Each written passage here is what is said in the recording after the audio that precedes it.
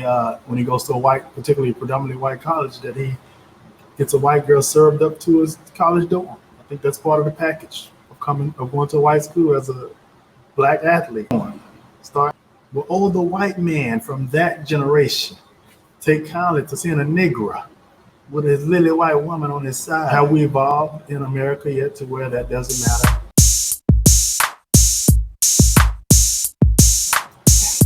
The 7th Congressional District of Texas is in the western side of Houston, and it's more of a moderate district. Wesley Hunt is going up against Democratic incumbent Lizzie Fletcher. Now, Wesley is a veteran of the Iraq War, former Apache longbow helicopter pilot, and when he's not busy with his family or work, Hunt volunteers his time as a youth mentor and serves on the board of trustees for the Harris County Center for Mental Health. He's also a West Point grad. Another black Republican. It seems the GOP is on the prowl for more diverse candidates, and I have to say that I'm loving it at this point, actually. And people have said, I've had people on my show on Monday nights, 8 p.m. Central Standard Time, mention that the GOP does nothing to go after black votes. And one of the things that I said is one of the things they need to do is have more representation for black people. And if we do that, or if they do that, then I think they'll get more black votes. Part of the stigma around black Republicans or black conservatives or whatever you want to call it is the fact that there's not very many. Up until recently, there seems to be a lot of them coming out the woodwork now. I'm not sure where they're coming from, but all right, cool. One of the fastest ways to be labeled a coon or an Uncle Tom as a black person is to let it be known that you're not a Democrat. Perhaps that was part of the thing that deterred black people from jumping over to the conservative side or the Republican side. And that's literally always been a thing within the black community, but not as much anymore, but it still happens, just not as much. I mean, I'm a moderate, and I was called a coon by a college professor. Now, I wasn't a student, I was working at a college, and we were having a debate about Obama. She called me a coon in front of everybody. It was traumatizing, to say the least. This PhD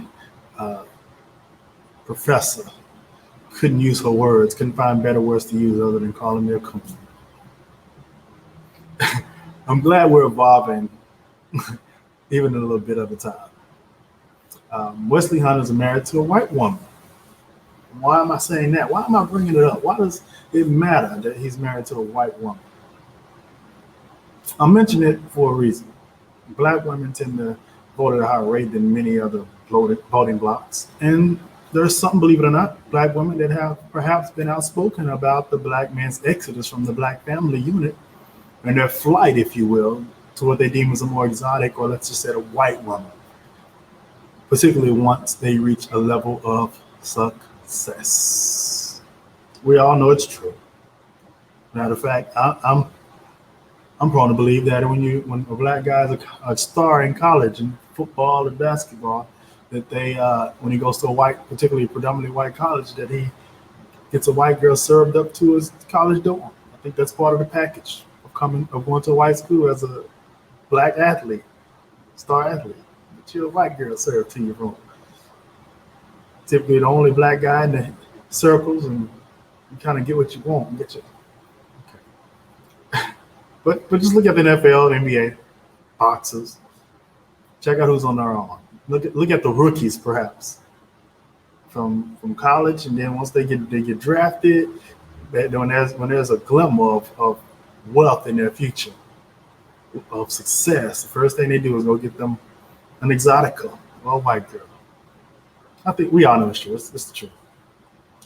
It's the truth. They get them a Becky, and of course, love is love. And I'm not saying there's anything wrong with them. People love who they love. Hey, I've dipped in the pond in my years, you know. But how do black women feel about this? For real, for real. What does it say to a black woman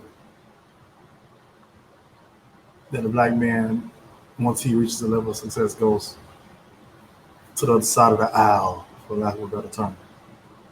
Will black women ignore what this candidate has to say? Will they ignore what he brings to the table when they see him and his happy mixed race family on the photos and on the campaign ads, smiling and skipping down the sidewalk? Are they bothered by it?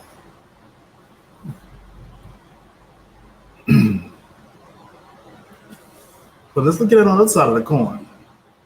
Will older white man from that generation take kindly to seeing a Negro with his lily white woman on his side? Will he vote for this black man? Will he take him serious? Will he even look at his policies, his agenda, his views? Does he care? Have we evolved in America yet to where that doesn't matter as it relates to how we vote, who we vote for? I don't know. I guess we're going to see. Will this affect votes? Will this affect votes for this candidate? We will see. He's going up against Lizzie Fletcher. She's a Democrat. She's the incumbent. She won in 2018. She became the first Democrat and the first woman in this position, in this district in Texas, 7th district. Most recent polls show that Lizzie has a good chance of keeping her spot. And it looks like Brother Hunt has some work to do with just a few days left before the election. This has been Political Media. Comment below, subscribe. And until next time, peace out.